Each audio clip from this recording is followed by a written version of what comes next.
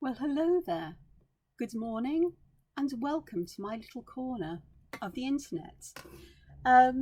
It's a lovely early autumn, late winter day here. Late summer day here in the UK. It's cloudy at the moment. We get sunshine every now and again, and it's my favourite time of year.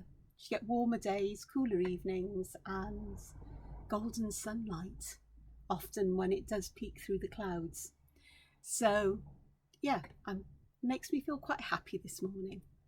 So, it's Friday, and I've got a page in my sketchbook to share, which is for Sketchtember, and I decided to do some rather funky buttons.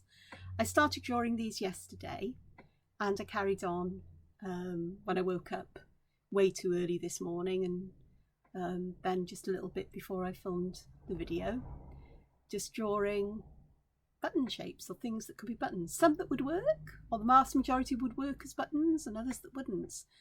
And they are ink straight to paper. There's mistakes, but they're sketches, they're ideas. And I thought it'd be quite nice this morning to spend some time adding colour. That's exactly what I'm doing here. And I chose, instead of using marker pens, I thought I'd rather like to use my Ecoline Brush Pens, which have water-soluble or watercolour ink in them. Not watercolour paint, but watercolour ink. But it works like watercolours, but it's much more translucent, and the colours are really much brighter and possibly easier for me to use. I don't know. But I decided that I'm going to try not to fuss and faff around too much with the colours, is to see if I can get some difference in either intensity of tone or perhaps mixing colours, just to get a hint of perhaps dimension or shape or whatever into them, but a bit more of an illustrative kind of addition of colour rather than fine art. I don't know what made me realise that this morning, but something's dawned on me that I stress over my addition of colour not being, wonderful and perfect. And yet I'm happy to play with colour when it comes to the more whimsical kinds of stuff I do, like the doodle worlds. And so I thought I'd apply that kind of idea here, is just keeping things fairly simple, happily using bright colours. And I think what helps more than anything is that this is a collection of buttons that would be all different kinds of colours and shapes and sizes. As you can see, the shapes and sizes are done, but the colours, and just kind of play and see what happens.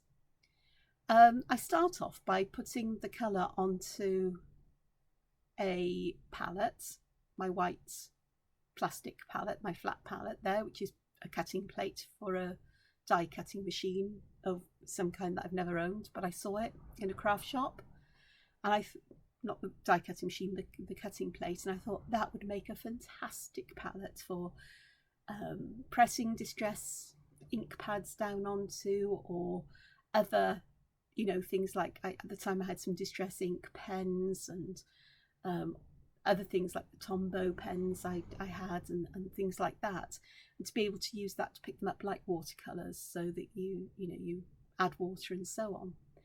And I've had this for years, and it's still as good as the day I bought it, and it works perfectly for the job. The white is definitely the way to go, and it hasn't got wells on. I don't use lots of water because my style of watercolour isn't all that loose, really. I try, but it just doesn't work for me. So time to accept that and perhaps move along and one day figure out how it will work for me. But we'll see. But later on in the video, I do move to using the pens directly to the paper, and sometimes using a water brush instead of a brush dipped in water, one of the brushes that are filled with water, to either blend the colour out, or to use the brushes to blend brushes themselves, the Ecoline Brush Pens themselves, to blend one colour into another.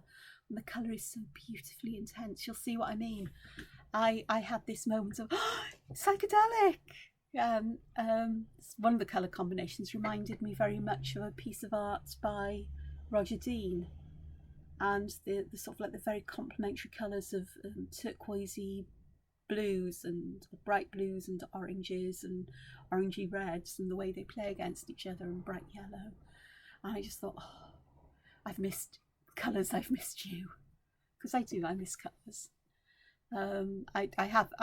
I particularly love vintage colours at the moment. I do say, you know, that's so different for me, but to realise that I've got these lovely bright colours here I can use, and well, you know, it works for this, which is what I'm saying. And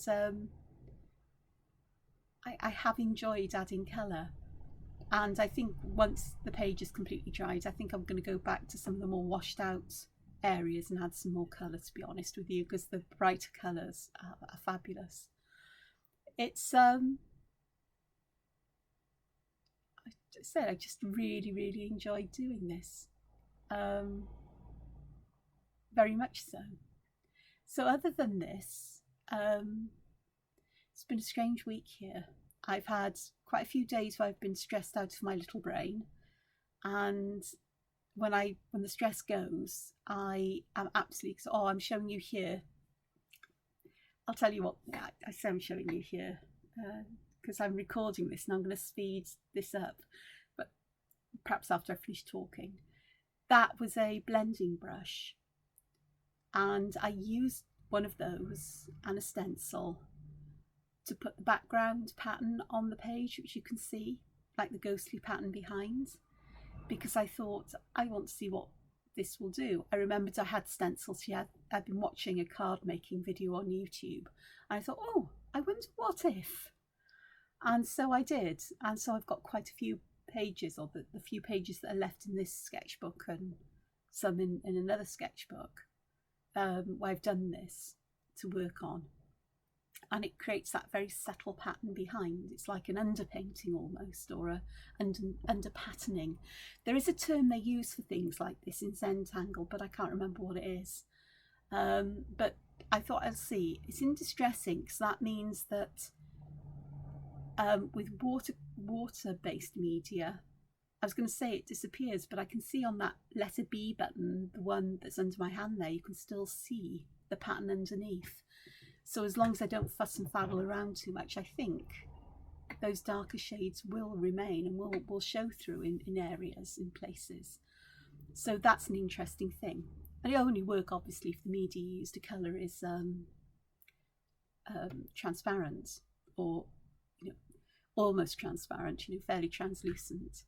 So I thought that could be a bit of fun, just because I can, and I actually quite like it.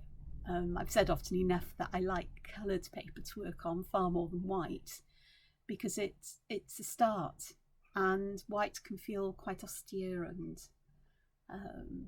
quite clinical almost, and quite cold, whereas a hint of colour really lifts it. And I also thought I'd try that stenciling idea, because the idea of collaging bits of coloured paper really didn't work for me. I really seriously got in a right for fiddle and fidaddle with them. Sort of like sometimes great ideas just don't work out. Brilliant for art journaling, but not quite so brilliant for my kind of art, I suppose. I'm going to say an awful lot. It seems to be my thing, but I don't know what I'm fussing and faffing about with here, but I'm fussing and faffing about with something, obviously. Goodness knows what. I was probably talking while I was recording.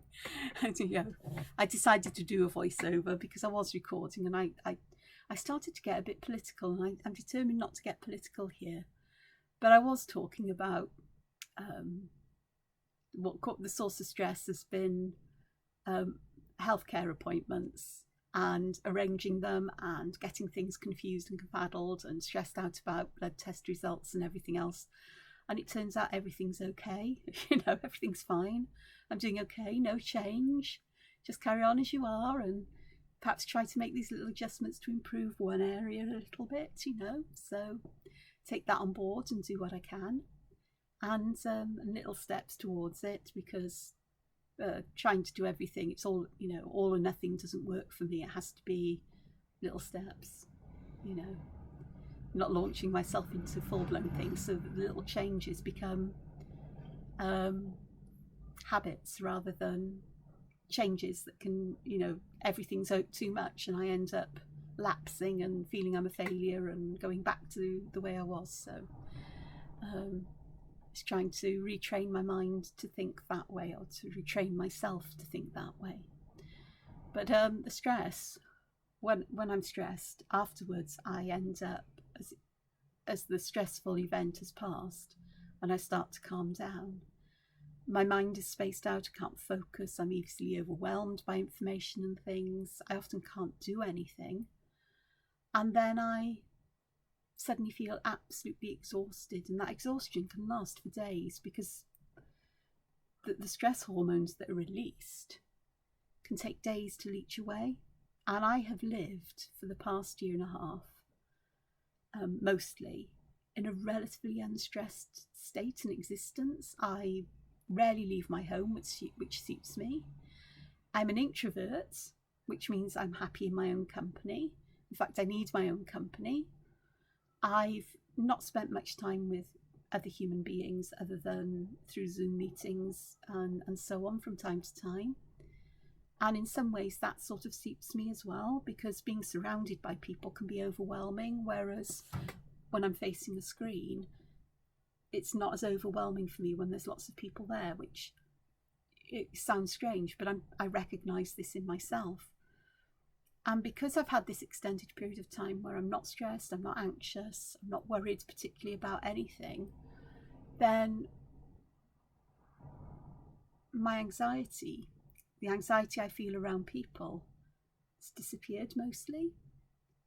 And it's only those odd occasions when I get freaked out if there's too many people, if I go somewhere, or, you know, the monthly trip to the pharmacy. And I've stopped going to supermarkets at the moment, even though I'd go at very quiet times, because the last time I went I was really freaked out by it.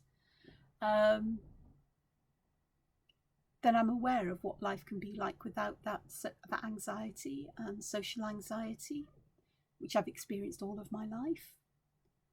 And I find that it's a lot more pleasant.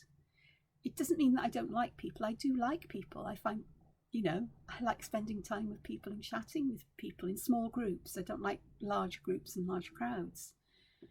But I also, you know, people think introversion means you're antisocial, and, you know, we often joke about it as well, introverts do. But that's not the case. I like people, but in small doses and in small groups, and usually people who talk about things of substance, not faff. But I'm very good at talking faff because it's a mask I've worn all my life. And I talk a lot when I'm anxious. It's how that anxiety shows, and I just witter on and on and on and on, and not give anybody else a chance to talk, in case the anxiety goes up then if somebody says something that upsets me or whatever. I was very bullied as a child, and it was a coping strategy that if I talked, then the bullies couldn't talk and make fun of me, you know.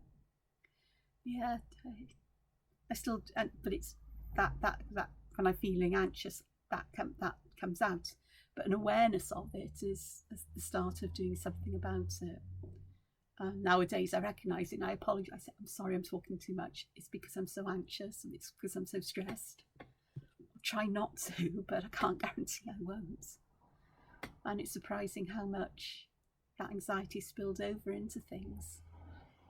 So just taking time to have a look, as I do at my work, and the colours are beginning to bring things to life. It makes such a difference. And as I said, I'd say so much fun. It was fun to draw these because everything was just different, each little thing on its own, and just a page full of them with no real set organisation. Just draw them where they fit and how they fall, and add patterns and shapes and other things and see what happens, and just carry on going. So what I'm going to do here is I'm going to be quiet for a moment for the rest of the time, and I'll say thank you for joining me, thank you for watching, I'll speed the rest of this morning's hour-long nearly art up and add music.